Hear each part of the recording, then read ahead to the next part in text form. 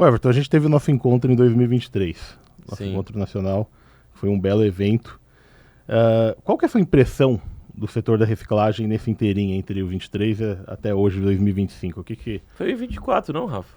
O encontro foi 23. Foi março do ano passado, Março não? de 23. Em junho, Caramba. junho a gente já fez um seminário do transporte, É verdade, do movimento né? de valorização Caramba, do o tempo transporte. voa, hein? Foi 23, agora essa nova edição em 25. Sim.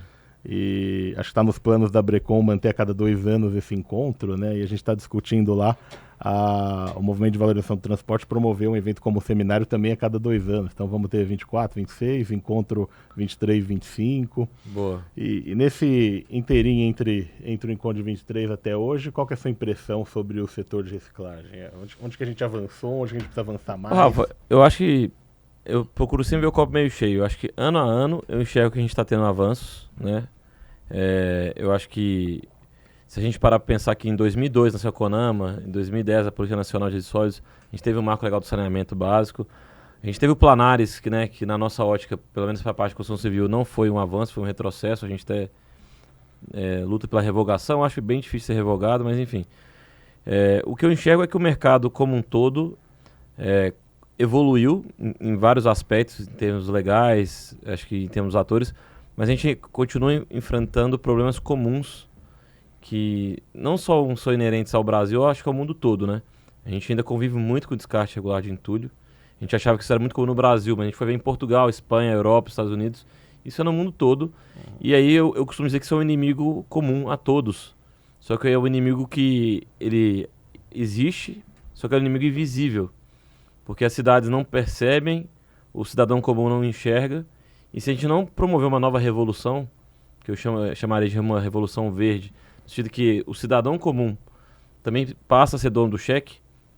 Eu fiz uma palestra no ano passado na Waste Expo, que agora mudou o nome, mas enfim, na Waste um dos pontos da minha palestra foi: quem aqui ficaria feliz de jogar dinheiro, R$50 no lixo, né, seu dinheiro no lixo? Ninguém ficaria feliz, naturalmente. E por incrível que pareça, o desperdício hoje da máquina pública com coleta corretiva e descarte regular de entulho é 3 vezes maior do que o fundo eleitoral da última eleição presidencial. Então, ou seja, é em torno de 11 bilhões de reais. Vou voltar a dizer para a nossa audiência, 11 bilhões de reais. Isso não é tão estratosférico, porque a última eleição presidencial foi em torno de 4 milhões de reais. Então é quase 3 vezes realmente uma eleição. E é um dinheiro, o que você poderia fazer com todo esse dinheiro público, né? Você poderia fazer uma infinidade de coisas que o cidadão comum não sabe. Então se eu fosse pegar esses 11 bilhões e dividir pela população brasileira, é como cada cidadão todo santo ano jogasse R$50 no lixo, literalmente no lixo.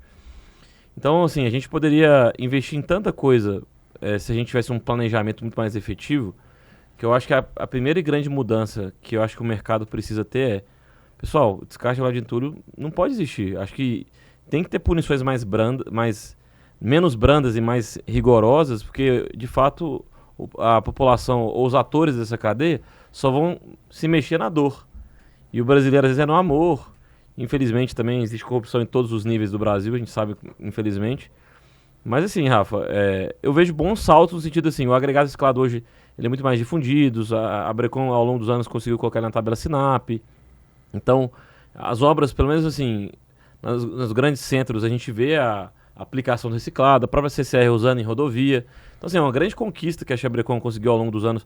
Introduzir o reciclado nas rodovias, acho que algo que eu nunca imaginei que a gente conseguiria no curto prazo, a gente conseguiu isso em 2018 já. Então, eu vejo bons avanços, mas acho que assim, sistema a gente conseguiu, aqui em São Paulo, a duras penas o Sigor começou a rodar, a gente tem o Sinir nacionalmente falando, mas eu ainda vejo muitas brechas, muitas lacunas no sistema. Então, assim, tecnologia avançou, mas eu acho que a gente ainda precisa moralizar mais o setor, sabe? Você sabe que nessa série de podcasts, Everton, a gente está conversando com diversos atores.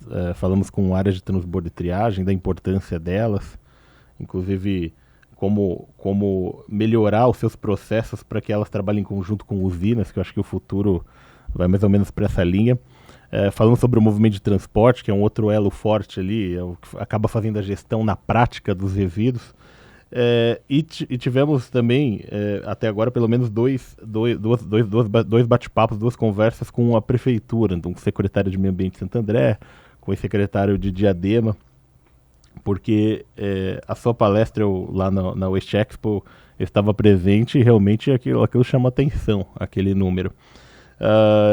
Estado ou prefeitura? Primeiro, uma pergunta. Você acha que o apoio que eles dão são suficientes para as usinas, para manter uma usina em pé, para o empreendedor investir com tranquilidade? Porque a gente sabe que a legislação é fator muito importante para ver se o empreendimento vai ter sucesso ou não. A gente concorrer com ponto com destino irregular, com ponto viciado, é complicado para a usina. E eles fiscalizam o suficiente para reduzir os crimes ambientais? Você falou um pouquinho aí, mas você acha que dá para a gente avançar quanto nessa questão da fiscalização dos crimes ambientais por parte de estados e prefeituras? E qual o papel dele na gestão de resíduos do estado e prefeitura, na sua visão? Rafa, sinceramente, eu acho que o gestor público, onde acontece a gestão do resíduo na prática é nas cidades, né? Nas prefeituras. Eu acho que grande parte dos gestores públicos não tem a dimensão do que é o entulho. Né? Eu até falei na nossa palestra que o entulho é o patinho feio dos resíduos, porque a gente representa mais da metade da massa de resíduos sólidos urbanos. E aí, às vezes, um prefeito ou um secretário de meio ambiente assume aquela prefeitura ali. E existe uma tradicional inércia numa prefeitura. Já tem a empresa de limpeza pública ali, a gente já vai coletar o entulho. Então o entulho acaba entrando como se fosse um resíduo urbano. E aí o descarte regular já acontece. Mas a gente já limpa ali a cidade e tal. Mas o que falta para o gestor público é pensar de forma proativa, preventiva, não de forma corretiva. Então é uma inércia burra. Com foco em RCD, né, Everton? Que eu acho que o episódio anterior, o secretário de Santo André, quando eu perguntei o porquê, qual a dificuldade e tal, ele disse que muitas cidades nem consideram o RCD. Não tem nem essa linha lá, né? Não, nem tem. E quando fazer um orçamento lá, é resíduo urbano. E quando consideram, estão em segundo plano. Total. Quando considera, está em segundo plano e, como você falou, um dos resíduos mais gerados. Então, assim, a gente está olhando para a formiguinha e esquecendo o elefante. Então, assim, muito se fala do plástico, que é o grande vilão dos resíduos do oceano, mas em massa, né, em peso, 50% do BO é construção civil. Então, assim, a gente tem que criar políticas públicas mais eficazes, porque, querendo ou não, quem faz o mercado, a cadeia acontecer é a iniciativa privada hoje. 80% do mercado é da iniciativa privada, mas sem qualquer tipo de apoio, ou com apoio muito pífio ou mínimo do poder público.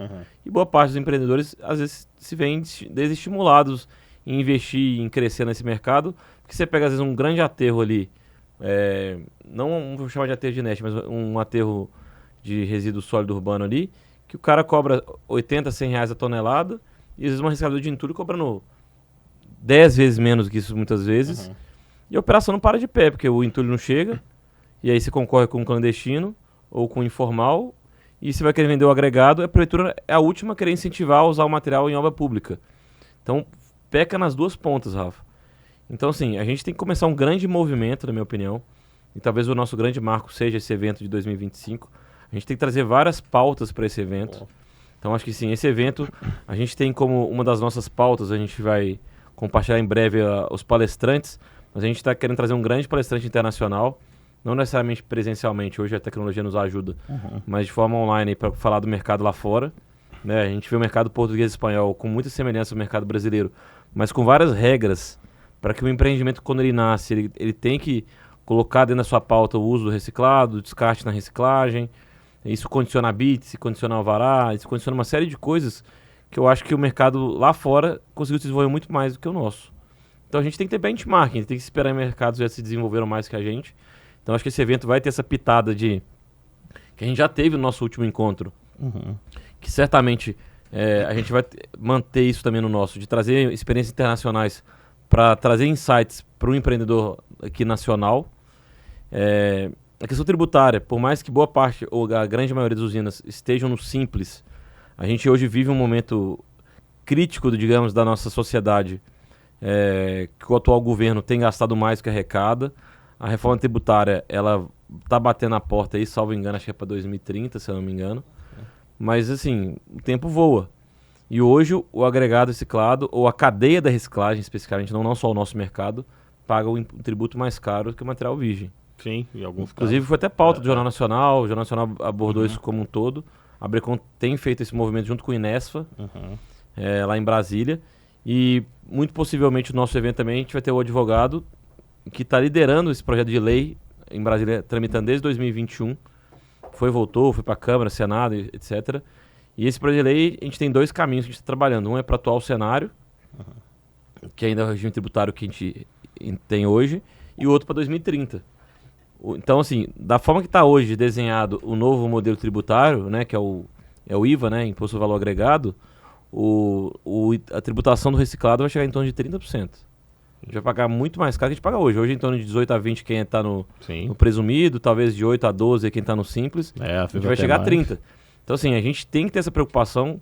E eu acho que vai ser legal. A gente faz um convite para quem quiser participar do nosso evento para se antenar das novidades. A setorial, uma experiência internacional, o advogado tributarista que está à frente desse projeto de lei e outras novidades aí que a gente vai estar ao longo não só desse esquenta, mas nas nossas mídias sociais, compartilhando com a nossa audiência.